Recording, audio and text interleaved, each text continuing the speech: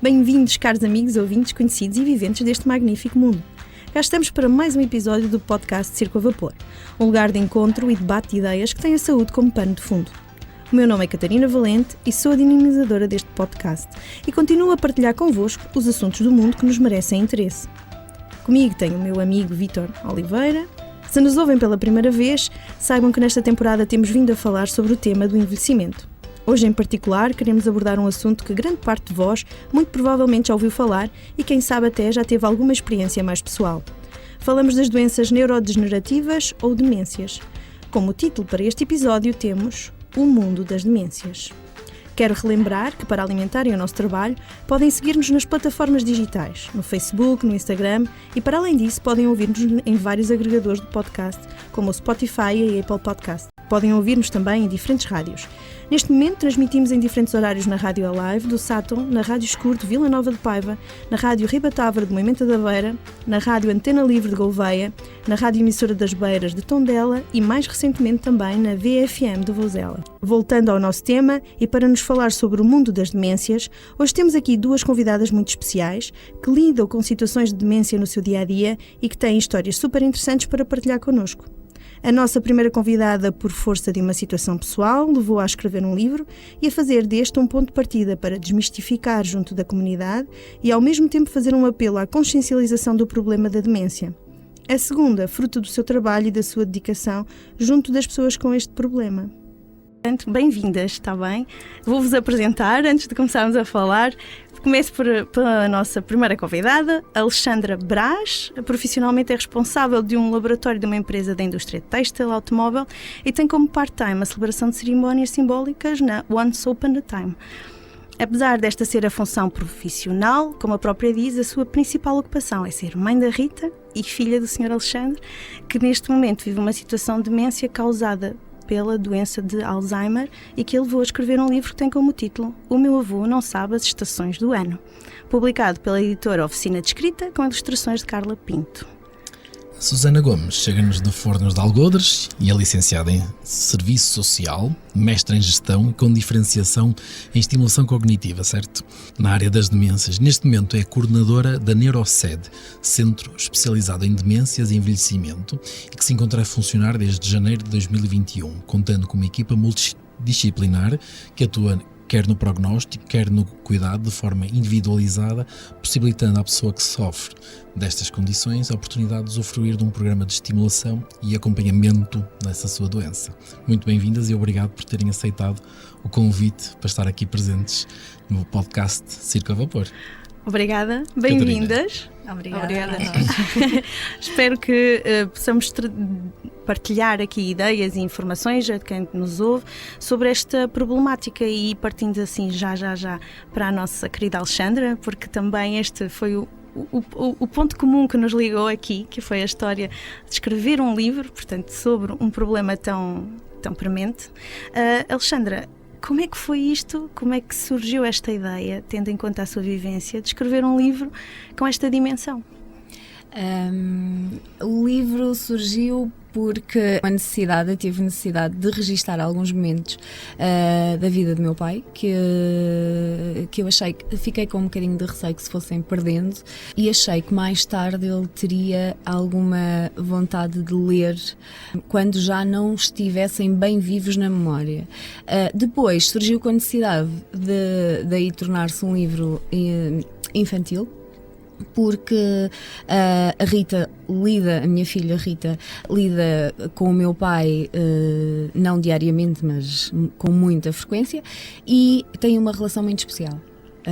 O meu pai é a pessoa da Rita e houve necessidade de lhe explicar as alterações que o avô iria sofrer ao longo do tempo devido à doença de Alzheimer. E foi para explicar à Rita foi. Resolveste avançar. Porque o genial dessa ideia do livro é apresentar um tema tão pesado e doloroso, necessariamente, sim, mas numa linguagem infantil que possa até propiciar momentos de partilha neta-avô, leitura de livros, não é? Como é que tu conseguiste dar essa... Pediste à Rita para que ela falasse do avô? Pediste ao avô que falasse da Rita? Como é que foi como é que tu concretizaste essa ideia? Não, não podia, não podia nenhum deles.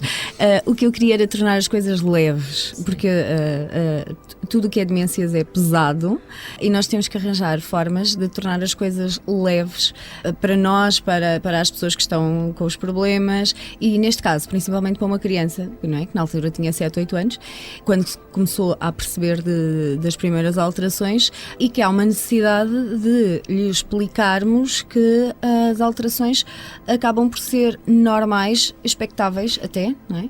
E tendo eles uma relação tão próxima, e para responder à tua pergunta, eu não lhes questionei nada, muito pelo contrário, eles é que foram-me dando as ideias para o livro pela forma como lidam um com o outro. Pela forma como a Rita ensina-me muito a mim e a quem lida com o meu pai todos os dias. E foi daí que surgiu o título? Foi. O título foi um dia que o meu pai queria vir para a rua e estávamos no verão e ele queria usar um casaco polar. E eu estava, não vais, está calor, estamos no verão, estamos em agosto, não vais usar um casaco polar. E a Rita vestiu um casaco e disse, eu também vou. E porquê é que não podemos usar um casaco no verão? Se o avô quer usar um casaco, usamos um casaco. Vamos os dois de casaco. E pronto, eu pensei, é esta a forma leve com que temos de ver as coisas. E o título do livro veio daí. Do meu avô não sabe as estações do ano, foi mesmo por causa desse episódio do casaco. Essa voz da Rita que vai sendo bastante partilhada. Quando eu fui lendo o livro, eu achei muito curioso, porque achei bonita a forma como captou as expressões curiosas que a Rita provavelmente ia partilhando também convosco, assim de uma forma mais... E há alguma muito engraçada que disse, o Alzheimer é uma borracha que vai apagando as vidas. E há uma coisa também que eu queria assim só dizer, que é, sou a única neta, infelizmente ele já é o meu único avô. Isso faz de nós pessoas especiais um para o outro. Ele é a minha pessoa e eu sou a pessoa dele. Sim. E isto é a essência deste livro, não é? Esta transmissão do amor que fica ali, que vem.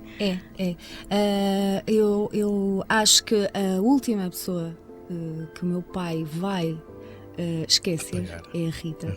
Sim, sem dúvida. Susana, como profissional que diariamente trabalha nesta área, a neta pode ser um bom instrumento, entre aspas, de terapia para estes avós com demências? Sim. Olha, só para contextualizar, eu própria já pude observar e efetuar terapias com a Rita, porque já conseguimos apanhar a Rita em férias de verão ou em algumas férias que ela eventualmente pôde ter e em que o pai da Alexandra podia não estar tão predisposto a fazer a terapia. Mas a Rita é aquela pessoa que põe toda a gente bem disposta e nota-se que o pai da Alexandra tem mesmo um afeto enorme por ela e faz tudo o que ela pede. E então ela própria acaba por incentivar o avô e diz, olha, vamos fazer, que eu também quero fazer e deixa-me ver se eu acerto ou se tu acertas, e acaba por se desenrolar e acaba por ser um momento agradável também para ambos. E também já tive o prazer de verificar que a própria Rita acabava por estimular o avô. Quando nós saíamos, ela deixava exercícios. O trabalho, avô, vamos cá nós fazer. Muito bem.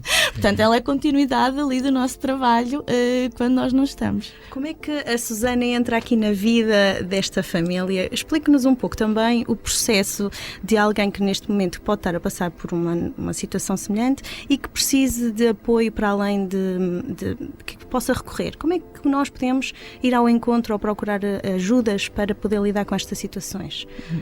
Pronto, então é assim, o Neuroced é um projeto, portanto tem sido um projeto financiado por alguns fundos, seja comunitários, seja nacionais, ou seja, é uma experiência piloto, porque nesta área e nesta zona nós percebemos que não há muitas ajudas para as pessoas com demência, seja as institucionalizadas como seja aquelas que ainda se encontram no domicílio, e esta ideia surge também um pouco por aí, pela necessidade.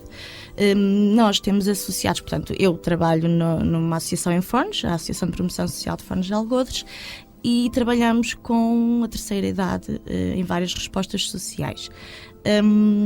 A pandemia foi um bocadinho o nosso alerta, porque eu também estou muito ligada ao serviço de apoio domiciliário e enquanto não conseguíamos estar com essas pessoas, íamos perdendo algo dessas pessoas, e quando voltámos a estar com elas, verificávamos que os níveis de saúde cognitiva eram baixos. O que é que aconteceu? Tivemos esta necessidade de criar este projeto, e este projeto acaba por responder de duas formas: ou àqueles casos que nós, por força das nossas respostas sociais, conseguimos logo de antemão verificar que está a haver um declínio, ou através da publicidade que nós vamos fazendo, através das redes sociais, as pessoas vão nos contactando. E vocês... Este tema encaixa muito bem, para além de ser a data de lançamento do livro, não é? No mês de lançamento, uma das temáticas que se tem falado é o papel do cuidador informal no tratamento deste tipo de doentes. Isto muitas vezes são doentes que se fazem essa sobrecarga de trabalho para quem está durante. A vossa função também é de formar, educar as pessoas que vivem com pessoas com demências. Como é que vocês fazem isso? Como é que vocês operacionalizam o vosso tratamento, o vosso cuidado? Sim. Eu posso dizer que nós temos algumas sessões, porque nós falamos em sessões, ou seja, nós mais ou menos uma vez por semana dirigimos-nos ao domicílio da pessoa que tem demência, e já aconteceu por diversas vezes que aquela sessão de 45 minutos, 50, foi dedicada plenamente ao cuidador, porque o cuidador era a pessoa que não estava bem naquele momento e foi preciso fornecer algumas estratégias, algumas dicas para que, portanto, a próxima semana, até nós voltarmos, corresse melhor. Tem muitas vezes com as mudanças de comportamento, as pessoas não sabem como lidar, ajudamos também muito a dar dicas na comunicação, ajudamos também a sinalizar algumas barreiras arquitetónicas em casa, portanto, dicas que possam facilitar a vida da pessoa com demência, mas também acima do cuidador. E muitas das vezes estamos ali para os ouvir e tentar ajudar, nem que seja, olha, posso não te ajudar muito, mas estou aqui para falar. Claro. Pelo menos. Catarina, tu tinhas preparado, as demências são cada vez mais prevalentes, não é? A Organização Sim, Mundial a verdade é que temos imenso, deixem-me só ver aqui, porque eu estava a pensar aqui no outro, mas em todo o mundo cerca de 35,6 milhões de pessoas vivem com demência, e este número deve duplicar até 2030 e mais que triplicar até 2050, portanto é um problema que afeta todos os países e principalmente os países desenvolvidos. A verdade é que a nossa longevidade também permite aumento destas alterações, a complicação em termos de medicações e tudo mais que nos permite também desenvolver uma série dessas coisas, mas há alguma coisa que podemos fazer para evitar isso? Alguma sugestão que nos possam dar? Esta pergunta é aberta para qualquer uma de vós. Da minha parte, se calhar a Susana depois pode responder de uma forma mais técnica. Sim. Mas da minha parte, e aquilo que eu incentivo muito é o não estar em casa, o não estar parado, e incentivo muito a Rita a ler, a viajar, e eu acho que quer para as crianças, quer para nós precisamos de sair, precisamos de conviver com outras pessoas, precisamos de conversar, precisamos de ler. Perdeu-se um bocado a leitura, eu acho que agora está outra vez a regressar em grande, mas a ler, a conviver, a falar, a viajar, tudo o que seja estímulo em termos mais cognitivos, é isso que eu acho. Claro que depois em termos de alimentações e pronto, mas isso pode para as demências e para tudo, não é? Para tudo quanto é problemas. E quem nos estiver a ouvir e que estiver a passar por essa e pensa assim, eu precisava, como é que consegue chegar à ajuda especializada, Susana? Pronto, nós falando aqui que já tivemos até uma experiência muito interessante, porque já tivemos um médico psiquiatra até a colaborar connosco.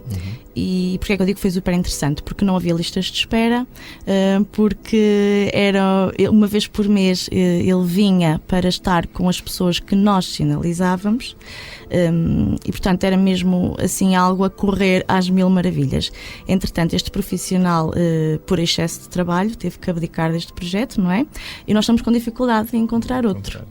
Portanto, vai ficar aqui um apelo, se houver algum psiquiatra que queira ajudar-nos.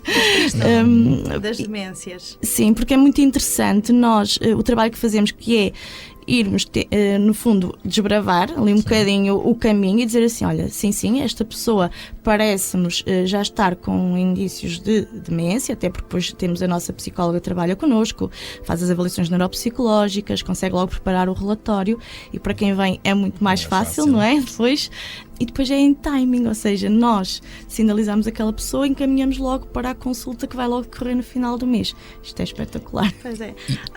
E a articulação com as unidades de saúde, seja de Fornos de Algodres que referenciam para a Guarda, não é? Seja, existe essa possibilidade de referenciação de conseguir fazer... Sim. Aliás, nós temos sempre esta mais-valia de podermos preparar o relatório, ou seja, o profissional que vai receber, portanto, o nosso doente já leva o relatório sempre preparado.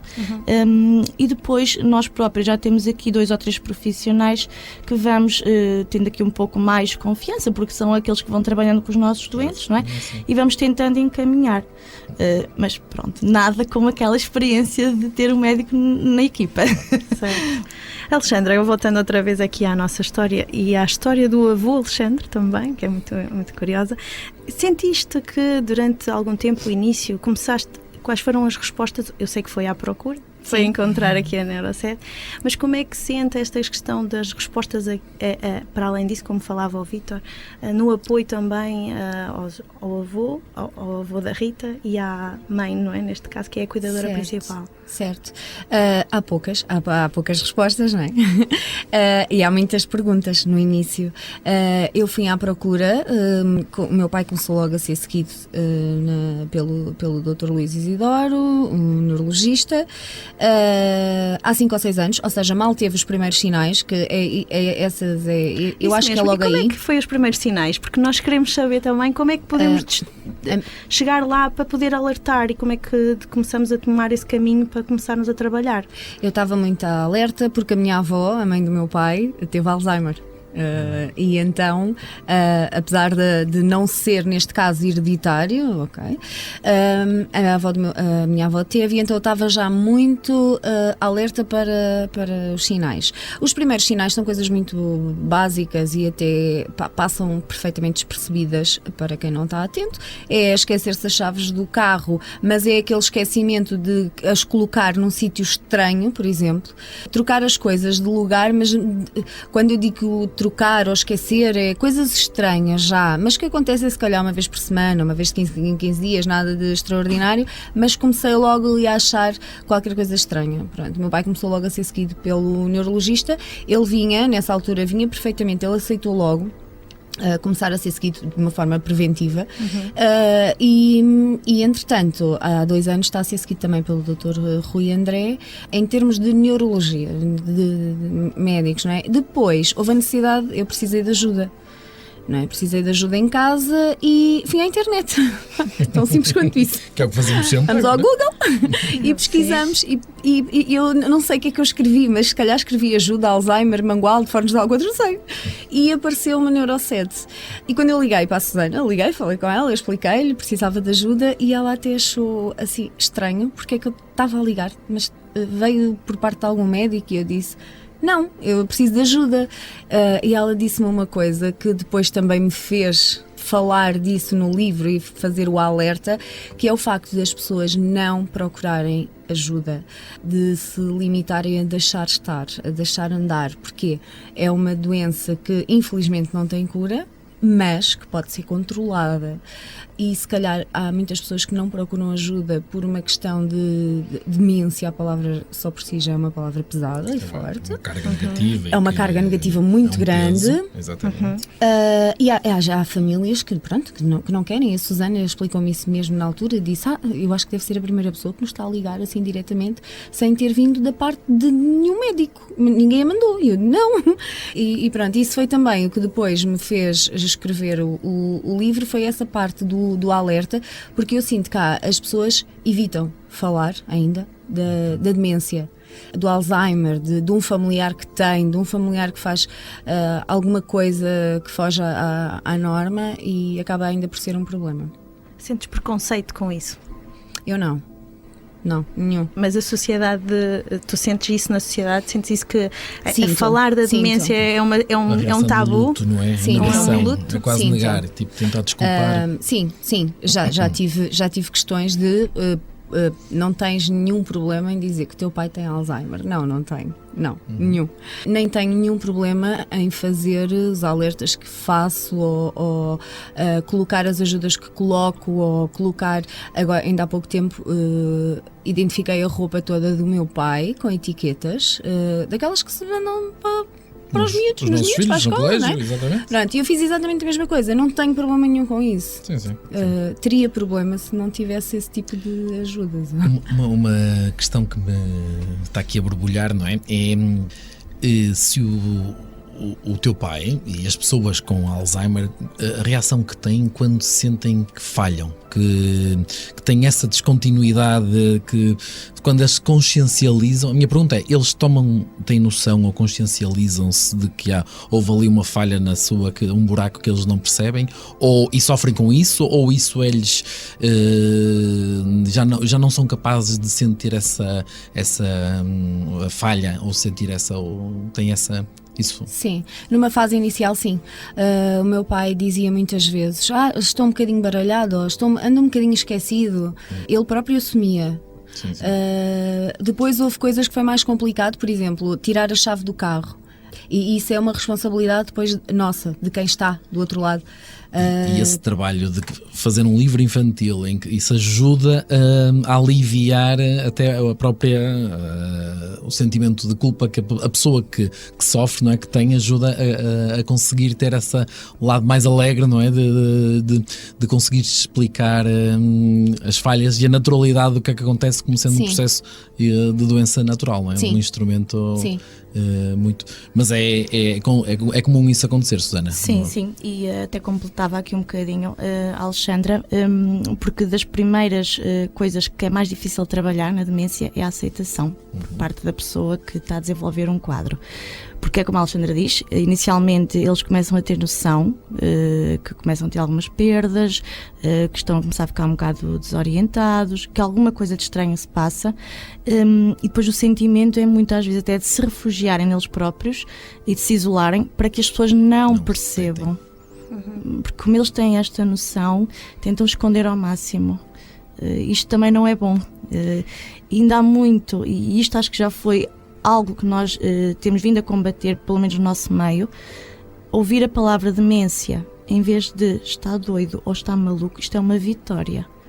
Porque, pelo menos no meu meio, não é? Em Fornos de Algodres, ainda está muito associada a velhice à demência. Ou seja, as pessoas acham normal que a pessoa idosa esteja outra vez numa fase de dependência, está a fazer aquilo é normal, então é velhinho, é idoso, para não dizer outras coisas, não é? Sim. Portanto, ainda há muito esta ideia de a pessoa idosa é uma pessoa que está a perder o juízo, portanto, não se percebe que está ali a saúde cognitiva em risco. Claro. E isso também é importante percebermos quais as fases da doença que vão agravando. Apesar de não ter cura, e como dizia muito bem, é importante sempre cuidar e tratar e melhorar sempre o aspecto de acompanhamento, tanto da pessoa como do familiar, não é? Claro, nessas fases, quais são, se pudesse descrever assim sucintamente, quais são as fases da evolução de uma pessoa que tem Alzheimer e em termos de progresso da doença? Como é que poderíamos alertar aqui? É assim, normalmente, portanto, a doença de Alzheimer começa logo pela perda da memória, não é? É aquele fator que nos pode chamar aqui mais a atenção. E depois, é aquilo que a Alexandra dizia, inicialmente até parece que é algo normal, porque todos nós nos esquecemos, não é? Todos nós, e nós até brincamos, será que também já estou com demência? Pronto, mas e daí ser importante então fazermos pelo menos um teste de rastreio cognitivo, para tentarmos perceber se temos que avançar e aprofundar mais aqueles testes e fazer outros exames, não é? Claro. Portanto, a fase leve é aquela que é mais difícil de perceber, mas é a melhor fase. fase, porque é a fase onde nós temos que logo começar a atuar, logo começar a estimular. E aí vocês intervêm com muita estratégia Infelizmente mental, com não. muitas... Não? Infelizmente não. Infelizmente os casos chegam-nos já, se calhar temos aqui uma pequena exceção, mas infelizmente os casos já nos chegam em fases, já na fase moderada. E já tivemos também fases graves, onde é muito complicado e nós estamos só a pessoa fazer estimulação sensorial, porque é a única coisa que é possível. Bem, para terminarmos, e porque eu queria aqui lançar um desafio bom, uma coisa leve, para conseguirmos aqui também, apesar disto ser um tema realmente um bocadinho duro, mas não é sempre importante tratarmos e falarmos dele. Só falando é que conseguimos consciencializar os outros e passar a mensagem de que temos que estar alerta, não é? Mas eu achei muito interessante, aqui na parte da família, destas estratégias que a Alexandra nos traz. E para quem tem pessoas que possam ter assim alguma alteração, seja uma demência, seja ela por que motivo for, saúde, qualquer ela que seja, que estratégias é que a Alexandra, e falou aqui uma muito boa, que era aquela de identificar a roupa toda, porque as pessoas depois não sabem onde estão, quem são, onde vão. Sim. Muito bem, isso é uma estratégia espetacular que às vezes nem tão simples e não nos lembram, mas e outras? Mais dicas boas. Mais dicas boas. Dicas por exemplo, a roupa tem de ser sempre roupa muito prática, sem botões, evitar fechos de tudo que tenha velcros. Depois, este tipo de pessoas começa a poder ter algum tipo de incontinência ao início. Eu falo tudo muito abertamente, ok? Para onde leva? E portanto, há aquelas cuequinhas, não é? Nunca usar a palavra fralda, incontinência, nunca usamos. É? Começa-se a usar uma cuequinha diferente, a roupa, o calçado. O calçado tem que ter velcros e começar a evitar os atacadores. Numa primeira fase até é bom que eles tenham os atacadores e o normal para estimularem também a motricidade fina, mas depois começa a ser um problema e pode-os deixar mais ansiosos. Portanto, tudo que seja velcros, tudo que seja pantofinha de calçar facilmente, a roupa não ter grandes padrões, tentar colocar sempre cores mais leves. Algumas técnicas, por exemplo, às vezes o facto de eles não quererem comer pode ter a ver com a cor do prato. Já aconteceu o doente não querer comer porque o prato é preto ou é verde, e se trocarmos a comida de um doente para um prato branco, eles aceitam mais facilmente, certo, Susana? Mas porquê? Podem assustar-se, porque é assim, em fases mais avançadas a própria pessoa acaba por perder um bocadinho os sentidos, não é? Portanto, e a visão acaba também por ser afetada. E a pessoa está a ver um borrão verde, se calhar, e está a achar o que é isto. Distinguir os vegetais do fundo preto, do prato. por exemplo, em casa temos pratos, os meus pais tinham pratos pretos, e agora já começamos a alterar para o meu pai colocar um prato de cor branca, que é para ele mais facilmente verificar a comida. Depois foi a questão das etiquetas na roupa, marcar tudo. O meu pai tem as etiquetas todas a dizer Alexandre, Alzheimer e o meu número de telefone, portanto. Ter algum documento de identificação? Sim, ele andar sempre com documentos de identificação, tirar sempre fotografias, ter fotografias atualizadas das pessoas, porque infelizmente há muitas pessoas a desaparecer, a querer sair de casa. Como eu disse, não é para fugir, normalmente é para voltar a casa, e portanto colocar até o José Carreira das Obras Sociais até me disse, olha, uma barrita de cereais nos casacos, por exemplo, que eles costumam usar, tentar sempre ter alguma coisa assim, caso aconteça alguma... Pronto, eles querem sair de casa e se percam, não é? Sim. E depois nós fizemos uma outra coisa que foi, mandámos vir um dispositivo para o nosso cão, meu pai tem um lavrador. Localização. E então é muito difícil eles andarem com telemóvel, com tudo o que seja relógios, eles podem facilmente tirar. Neste caso, o cão anda sempre com ele. Já localizar quer ele queira, quer não queira. Eu, por acaso, estava a ouvir-te e estava a ter aquela. Todos nós conhecemos que temos filhos pequenos, não é? Aquelas pulseirinhas do verão da polícia, que tem um código que identifica caso uma criança se perca. Era uma ideia gira, se pudesse operacionalizar, haver um equivalente para pessoas idosas que, caso. À conta até dessa saída de que disseste, de haver idosos que desaparecem e que passam dias sem ser. Ou seja, conseguir haver um sistema simples que consiga barato e acessível e massificado, que consiga fazer essa referenciação. Por isso fica aqui o apelo.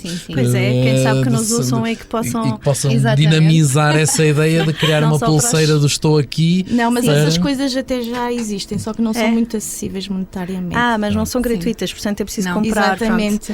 Torna-se um pouco mais difícil. É isso, é que nem toda a gente acaba por ter, não é, acesso. Isso é ótimo. Mas sem dúvida que é ótimo. Pode ser um desafio aqui para a nossa polícia ou que nos ouça, que tragam, as Autoridades, autoridades que tragam esta Exatamente. responsabilidade. Exatamente. E agora, para finalizarmos com chave de ouro, porque também queremos aqui muito partilhar o livro da nossa Alexandra e que ela quer partilhar com todos os que nos ouvem aqui os lançamentos, os lugares onde vai estar disponível as apresentações. Por favor, conte-nos tudo, digam então essas datas todas para nós podermos participar. Então, no dia 17 de março, às 5h30, vou estar na FNAC, aqui em Viseu, a apresentar o livro. O livro vai estar à venda nas FNACs. Depois, no dia 30 de março, vou estar na biblioteca, aqui de Viseu também, às 3 da tarde, para fazer a apresentação. No dia 14 de abril, vou estar na FNAC em Aveiro, na Hora do Conto. É uma apresentação diferente, porque vai ser vai ser dinamizada, vai ser feito um workshop mais para os mais pequeninos, para os pequeninos. E no dia 11 de maio vou estar a apresentar o livro em Mangualde, será na biblioteca, à partida, e uma vez que vai ser a Semana da Família, e eles vão dinamizar o livro nas escolas de Mangualde.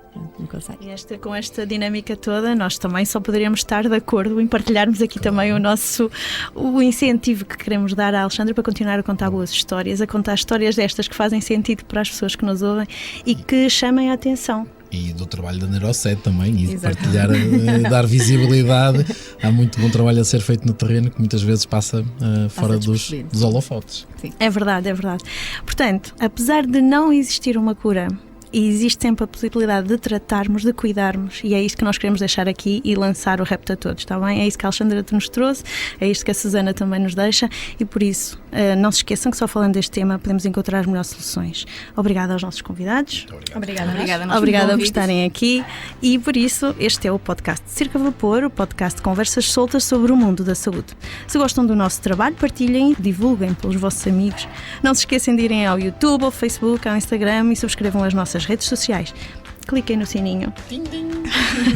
Fazíamos sempre esta brincadeira, mas é para lembrar, para receber sempre em primeira mão todas as novidades. Eu despeço-me de vós. Eu também. Até um próximo episódio. É isso, e até breve.